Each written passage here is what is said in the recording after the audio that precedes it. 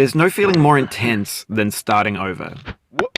If you deleted your homework the day before it was due, as I have, or if you left your wallet at home and you have to go back after spending an hour in the commute. If you won some money at the casino and then put all your winnings on red but it came up black. If you got your best shirt dry cleaned before a wedding and then immediately dropped food on it. If you won an argument with a friend and then later discovered that they just returned to their original view. Starting over is harder than starting up. If you're not ready for that, like if you've already had a bad day, then what you're about to go through might be too much. Feel free to go away and come back. I'll be here. Alright, thanks for coming with me on this trip. I'll understand if you have to take a break at any point. Just find a safe place to stop and quit the game. Don't worry, I'll save your progress, always. Even your mistakes. This game is a homage to a free game that came out in 2002, titled Sexy Hiking. The author of that game was Jazzuo, a mysterious Czech designer who was known at the time as the father of B games. And B games are rough assemblages of found objects. Designers slap them together very quickly and freely, and they're often too rough and unfriendly to gain much of a following. They're built more for the joy of building them than as polished products. In a certain way, Sexy Hiking is the perfect embodiment of a B game. It's built almost entirely out of found and recycled parts, and it's one of the most unusual and unfriendly games of its time.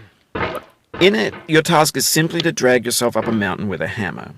And that act of climbing, in the digital world or in real life, has certain essential properties that give the game its flavor.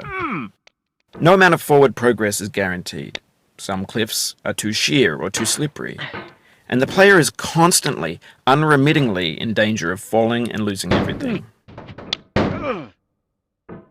Anyway, when you 2,000 years later. To the process of building a game about climbing. A funny thing happened to me as I was building this mountain. I'd have an idea for a new obstacle, and I'd build it, test it, and it would usually turn out to be unreasonably hard. But I couldn't bring myself to make it easier. It already felt like my inability to get past the new obstacle was my fault, as a player rather than as a builder. Imaginary mountains build themselves from our efforts to climb them, and it's our repeated attempts to reach the summit that turns those mountains into something real. When you're building a video game world, you're building with ideas, and that can be like working with quickset cement. You mold your ideas into a certain shape that can be played with, and in the process of playing with them, they begin to harden and set until they're immutable, like rock. And at that point, you can't change the world. Not without breaking it into pieces and starting fresh with new ideas. For years now, people have been predicting that games would soon be made out of prefabricated objects, bought in a store and assembled into a world.